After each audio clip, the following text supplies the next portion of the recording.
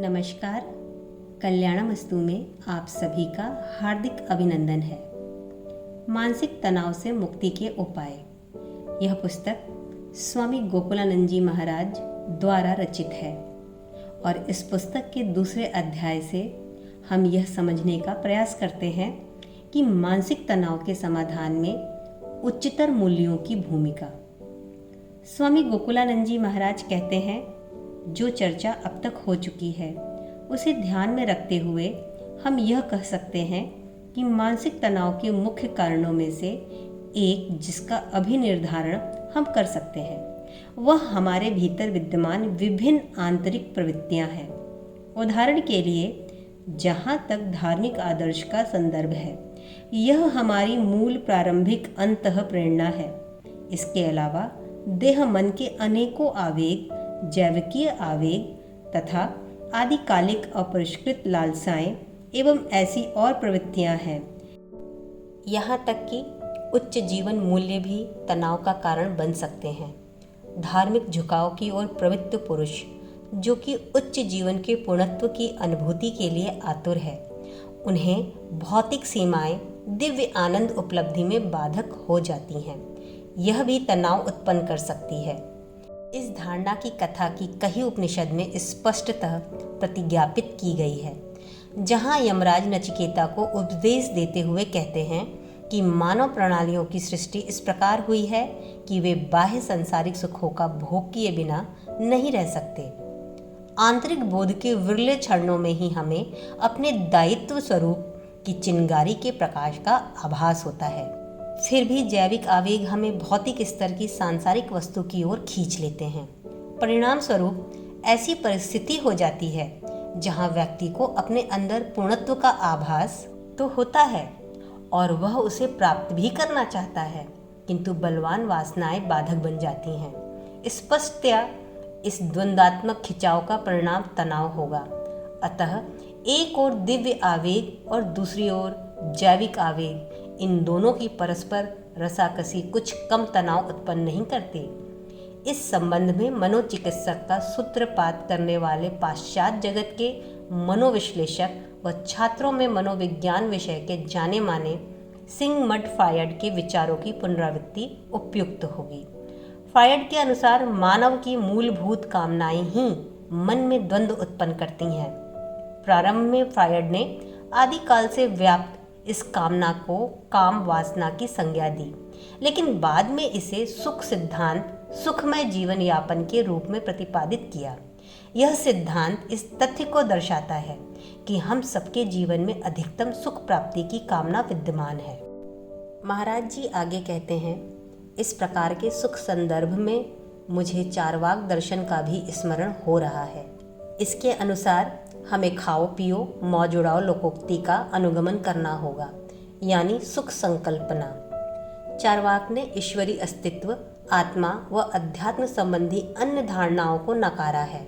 उनका आग्रह इस बिंदु पर विशेष है, चूंकि मानव जीवन मिला है तो यह अधिक उपयुक्त होगा कि इंद्रिय सुख व भौतिक सुख सुविधाओं का भोग अधिकाधिक किया जाए, किंतु उच्चतर मूल्यों के प्रति सचेत व्यक्ति में तीव्र शारीरिक सुखों की व्यग्रता को उचित अभिव्यक्ति नहीं मिलती और इससे उत्पन्न द्वंद्व अत्यंत तनावपूर्ण होता है। ऐसे व्यक्ति दुर्लभ हैं जो कि इंद्रिय सुख की कामना का परिष्करण करने में समर्थ हों। वास्तव में इस बात पर चर्चा हम बाद में करेंगे। फिलहाल हमारा विचार विमर्श मानव की भौतिक मांगों के संदर्भ तक ही सीमित रहेगा। इंद्रिय सुख की पूर्ति की प्रक्रिया में उच्चतर मूल्यों के अवरोधन के अतिरिक्त एक अव्यय और भी है, जिसे फ्रायड ने परम अहम अर्थात सुपर ईगो का नाम दिया है। परम अहम सुख भोग की प्रवृत्ति पर प्रभावशाली अंकुश रखता है। फलस्वरूप मन शरीर की प्रवृत्ति की अभिव्यक्ति पर नियंत्रण करता है। यहाँ पर अच्छा होगा कि हम स्पष्टतया स्वीकार करें कि मानव प्राणी शक्तिशाली शारीरिक कामनाओं का विषय बन जाता है और वह हर कीमत पर तृप्ति चाहता है। उदाहरण के लिए, कॉलेज जाने वाला लड़का या लड़की केवल टीवी पर एक चटकीली फिल्म का आनंद ले रहे हैं, तभी उनके माता पिता घर लौट आते हैं। उनके लड़के या लड़की ऐसी फिल्म देखें, यह उन्हें पसंद नहीं है।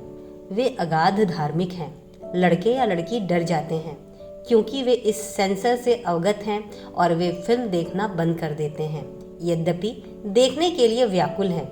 यह भी संभव है कि लड़का या लड़की सुखानुभूति के लिए अपने आप पर नियंत्रण रखते हों।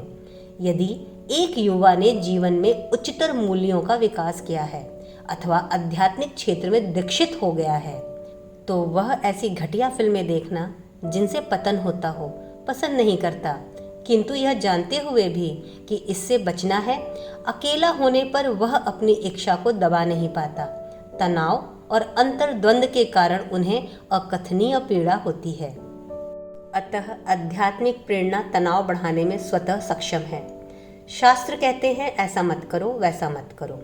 वाणी, विचार एवं कर्तव्य कर्मों के निष्पादन में शुचिता लाने के लिए ये निर्देश हमें बाध्य करते हैं।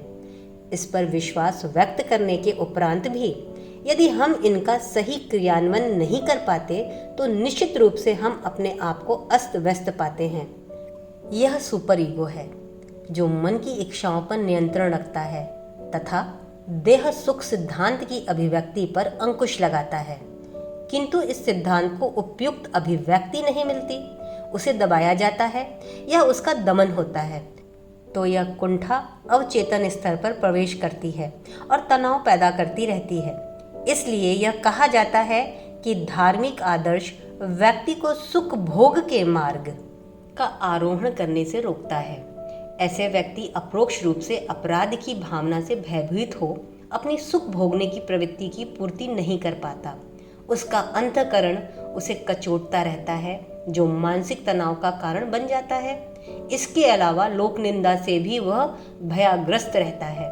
कुल मिलाकर ऐसा प्रतीत होता है कि जो लोग उच्चतर मूल्यों के प्रति उदासीन रहते हैं वे सुख भोग में बेफिक्र होकर अपना समय व्यतीत करते हैं। मानसिक तनाव का एक अन्य कारण भी है और वह है धर्म के बारे में मिथ्या धारणाएं जो व्यापक रूप से लोगों में व्याप्त हैं। यदि धर्म का अनुसरण सही रूप से किया जाए तो मानसिक तनाव के लिए कोई कारण ही शेष नहीं रहेगा। पाश्चात्य मनोविज्ञानवेताओं की धारणा इस तथ्य की नींव पर खड़ी है। भौतिक कामना सुख की प्रवृत्ति मानव की प्रमुख कामना है। हमारा कहना है कि देवत्व भी हमारी बुनियादी मांग है। हमारे ऋषियों ने इस सिद्धांत का प्रतिपादन अपने व्यक्तिगत अनुभव एवं अंतर अवलोकन के माध्यम से किया।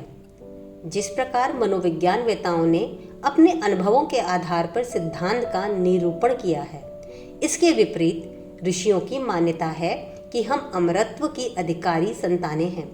हमारे लिए क्या यह उपयुक्त नहीं होगा कि भौतिक जीवन की परिपाटी के संकुचित दायरे में सीमित ना होकर अपनी दिव्य विरासत के उत्तराधिकारी बने।